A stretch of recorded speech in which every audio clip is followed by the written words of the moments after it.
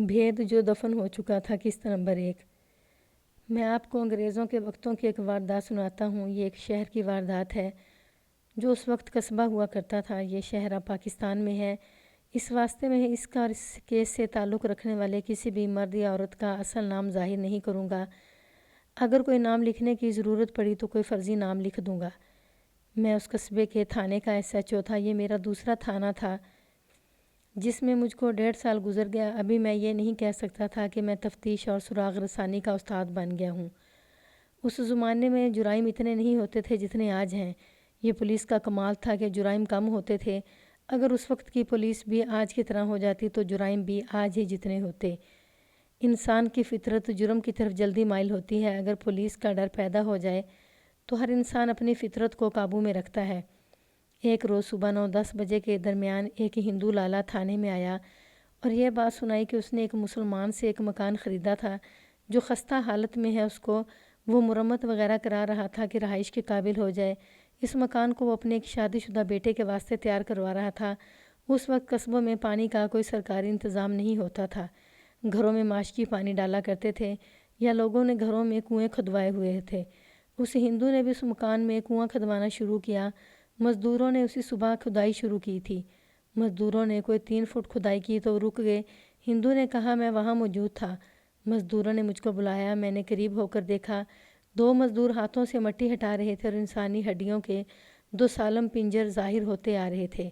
खोपड़ियों पर ज़रा सा भी गोश्त या खाल नहीं। खोपड़ियाँ खुश्क हैं। दोनों के कपड़े सही हैं और कपड़ों के अंदर खुश्क हड्डियाँ हैं। दोनों की जूतियाँ भी हैं। बाल भी बिखरे हुए हैं। लंबे बाल भी हैं। मैंने पूछा, औरतों जैसे? मुहाराज जी, हिंदू ने जवाब दिया। मैंने मज़ीद खुदवाई रुकवा कर पंजरों पर चादर डलवा दी। आप चल कर देख लें। उस हिंदू की उम्र 50 साल से ज़्यादा थी। वो अक्ल और तालीम वाला लगता था। मैंने उससे पूछा कि उसने क्या सोचकर थाने इतला दी है।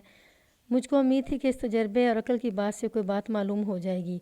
ये कब्रिस्तान तो नहीं है जनाब, उसने कहा। यह घर है, अरसे से गैर आबाद पड़ा है। अगर ये किसी वक्त कब्रिस्तान ही था तो मुसलमान कब्रों में 2 लाशें इकट्ठी तो दफन नहीं करते, ना पहने हुए कपड़ों में दफन करते हैं। कफन पहनाते हैं। उन दोनों की तो जूतियाँ भी साथ हैं। मुझको ये मामला कुछ और ही दिखाई देता है सरकार। क्या आपने उस मकान के मालिक मकान के साथ उन लाशों की बात की थी? मैंने पूछा। ये बात फ़ौरन ही बाहर निकल गई महाराज जी, उसने जवाब दिया। मोहल्ले के 3-4 आदमी अंदर आ गए। कुछ मिनट गुजर गए तो मकान का पहला मालिक दौड़ता हुआ अंदर आया और कहने लगा कि मुझको अब पता लगा है कि हड्डियाँ निकली हैं। उसने कहा, ये हड्डियाँ निकालो, मैं कोरा लट्ठा लाता हूँ, अलग अलग बांध कर कब्रिस्तान में दफन कर देंगे। मैंने कहा कि थाने इतला ज़रूर दूंगा, नहीं तो कल कला मैं ही फंस जाऊंगा। मकान के मालिक ने कहा, यह तो साफ पता लगता है कि सदियों से यहाँ दफन है। ये मकान मेरे दादा ने बनाया था। मैंने उसकी ना मानी और आपके पास आ गया हूँ। मेरे वास्ते सीधा और आसान तरीका ये था कि मौका पर चला जाता और हड्डियों के पिंजर उठवा कर कब्रिस्तान में दफन करा देता। लेकिन जिस तरह इस हिंदू ने शक में कहा था कि मामला कुछ और ही दिखाई देता है, इस तरह मुझको भी ख्याल आया कि ये मामला कुछ और भी हो सकता है और वहाँ जाकर देखना मेरे वास्ते लाजमी है। मैं एक हेड कांस्टेबल और एक कांस्टेबल को साथ लेकर इस हिंदू लाले के साथ बराए मुलाहजा मौका पर चला गया। ये मकान ऐसे मोहल्ले में था जिसके एक सिरे पर 3-4 घर हिंदुओं के और बाकी सब मुसलमानों के थे। वो मकान हिंदुओं के घरों की साइड पर था। उसका मुंह चौड़ी गली की तरफ था और उसके पहलू से भी एक गली गुजरती थी। ये छोटी गली हिंदुओं के घरों को मुसलमानों के घरों से अलग करती थी। उस गली की तरफ भी एक मकान का दरवाज़ा था। मकान कुछ पक्का और कुछ कच्चा था, यानी ईंटों का भी और मिट्टी की दीवारों का भी। बाहर से मकान की हालत खस्ता दिखाई दे रही थी। कुहाड़ों को दीमक लगी हुई थी। अंदर जाकर देखा तो मकान उजड़ा हुआ था। ये 14 मरले का मकान था। सहन बहुत खुला था। एक बरामदे में लंबी खुरली बनी हुई थी। पता लगा कि कभी यहाँ पहले मालिक के मवेशी बांधे जाते थे। मालिक के बारे में मालूम हुआ कि ज़मींदार है और ज़मीन बहुत है। उसके मज़ेरे भी थे। सहन में बड़ी गली वाले दरवाजे के करीब गोल गड़ा खोदा हुआ था। गहराई 3 फुट से ज़रा ज़्यादा थी। यह खुदाई कुएं के लिए शुरू की गई थी। उसके दरमियान में 2 इंसानी हड्डियों के सालम ढांचे पड़े हुए थे। आंखों और नाक की जगह सुराख थे। दांत सलामत थे। उन ढांचों को मिट्टी से अभी पूरी तरह नहीं निकाला गया था। इनके ऊपर के हिस्से नंगे थे।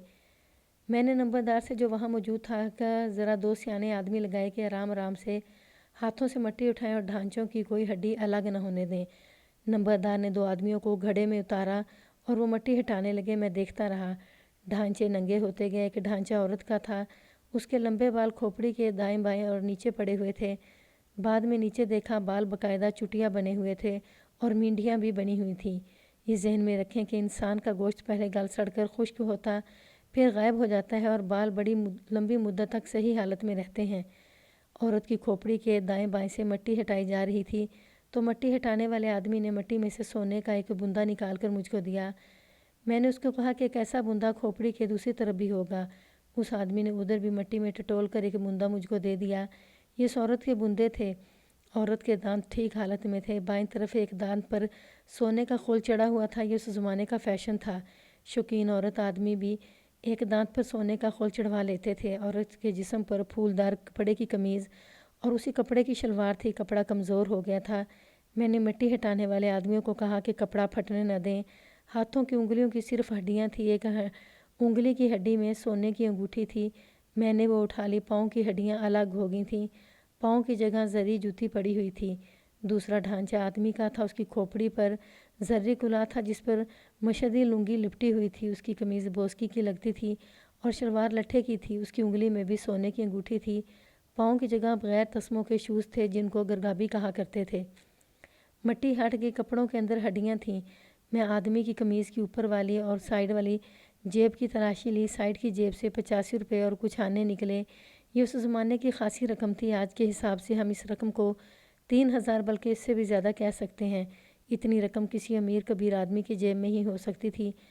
میں نے پہلے کہا کہ میں یہ کارروائی آسانی سے کر سکتا تھا کہ ان ڈھانچوں کو اٹھوا کر قبرستان میں دفن کرا دیتا، لیکن ان کے کپڑے شک میں ڈالتے تھے کہ یہاں ان کو دفن ہوئے زیادہ مدت نہیں گزری۔ یہ تو ہر کوئی سمجھ سکتا تھا کہ ان کو قتل کر کے لاشیں یہاں دبائی گئی تھیں۔ یہ بات بھی سمجھ میں آنے والی تھی کہ یہ دونوں اسی مکان میں اکٹھے پکڑے گئے ہوں گے اور یہیں قتل ہو گئے۔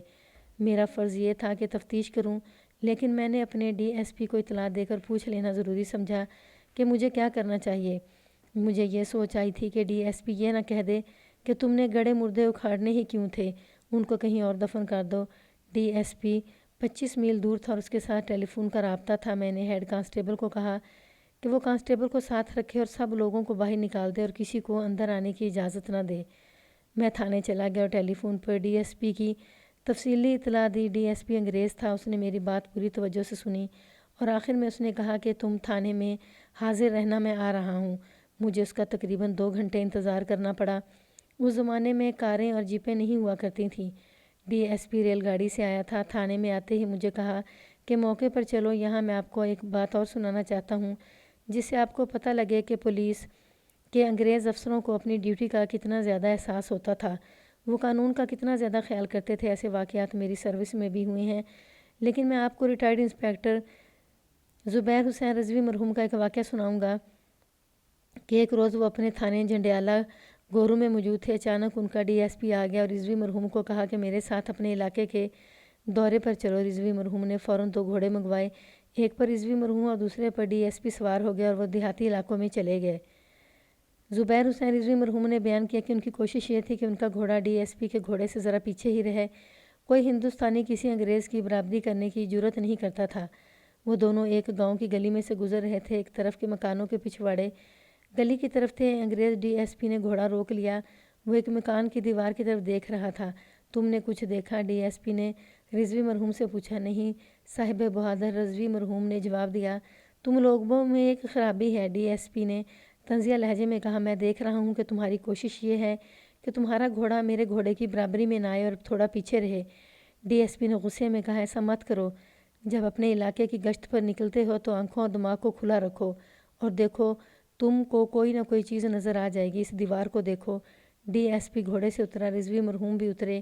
ڈی ایس پی دیوار کے قریب چلا گیا۔ یہ مکان کے پچھواڑے کی کچی دیوار تھی جس پر لپائی کی ہوئی تھی۔ ڈی ایس پی نے زمین کے قریب دیوار پر ایک جگہ اپنی چھڑی کا سرا لگایا اور رضوی مرحوم کو کہا کہ یہ دیکھو۔ رضوی مرحوم بیان کرتے ہیں کہ ان کو پھر بھی کوئی خاص بات نظر نہ آئی۔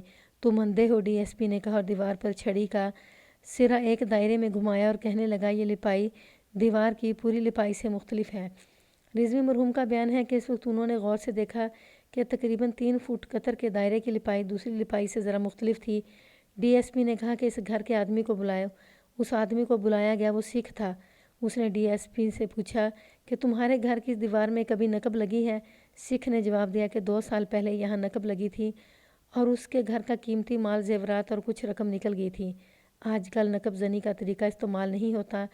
آج کل تو ملی بھگت کی بدولت دن کے وقت ریوالور یا کلاشن کوف لے کر کسی بھی گھر میں مجرم داخل ہو جاتے ہیں اور لوٹ مار کر کے بڑے آرام سے چلے جاتے ہیں۔ انگریزوں کے وقتوں میں کسی مجرم کو کوئی سہولت اور کسی کی بھی پشت پناہی حاصل نہیں ہوتی تھی۔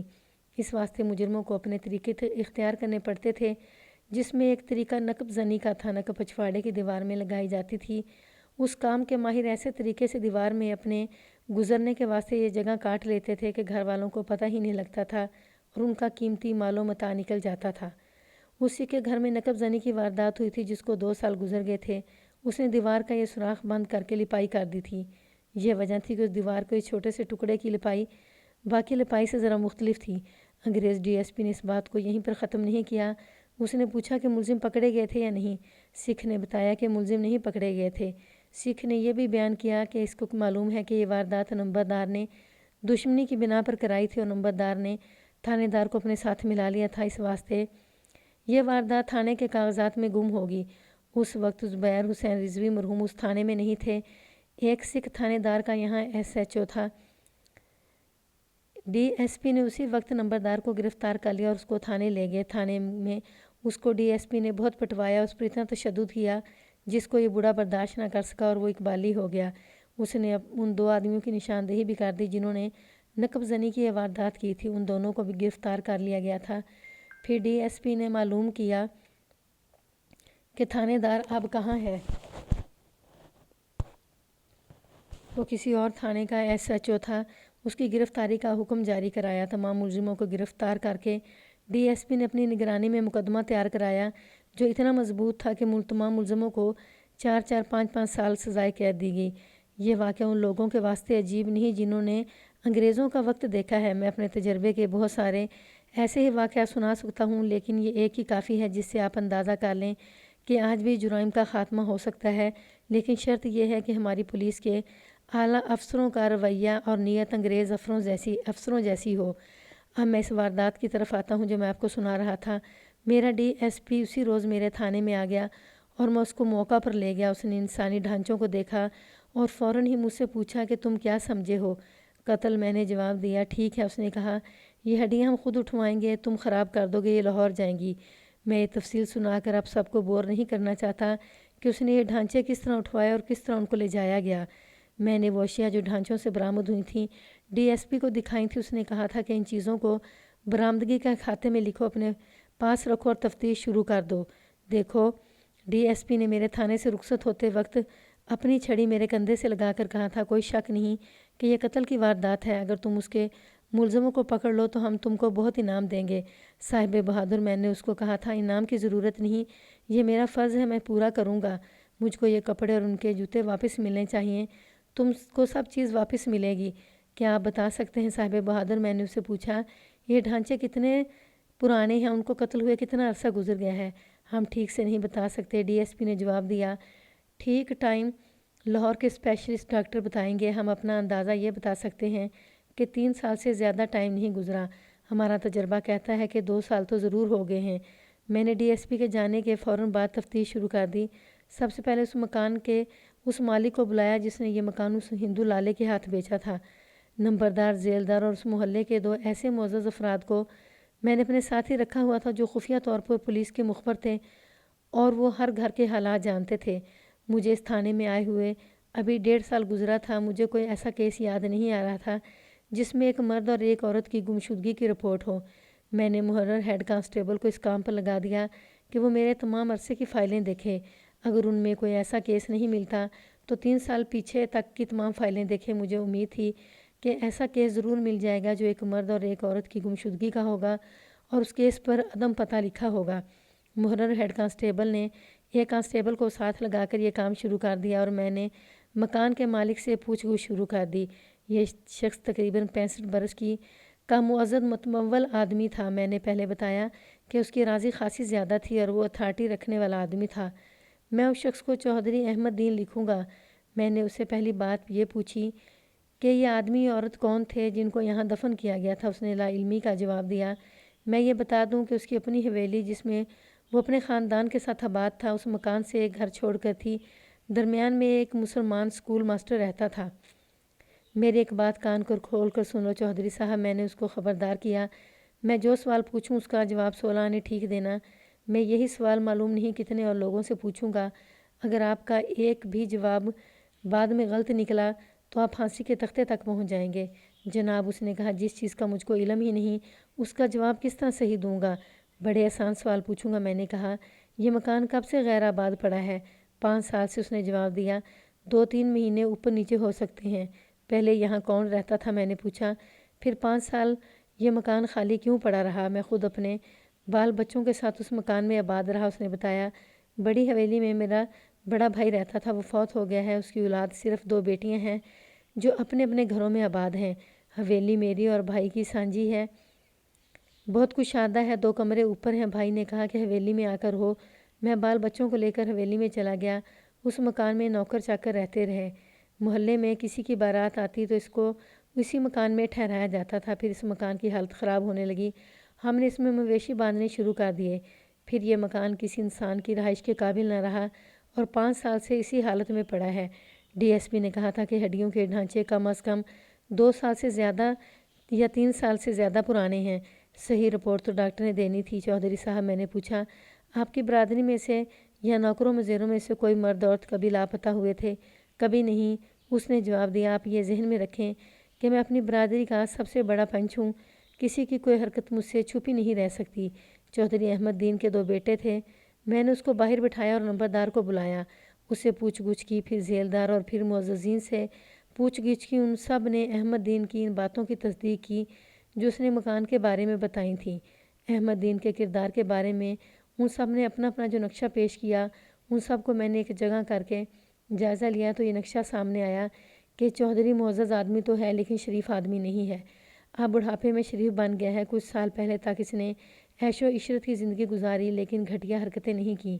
شہر کے 10 نمبر بدماش اس کے مرید تھے اور اب بھی ہیں۔ یہ بھی مجھ کو بتایا گیا کہ چودھری کا حکم اور روب چلتا ہے۔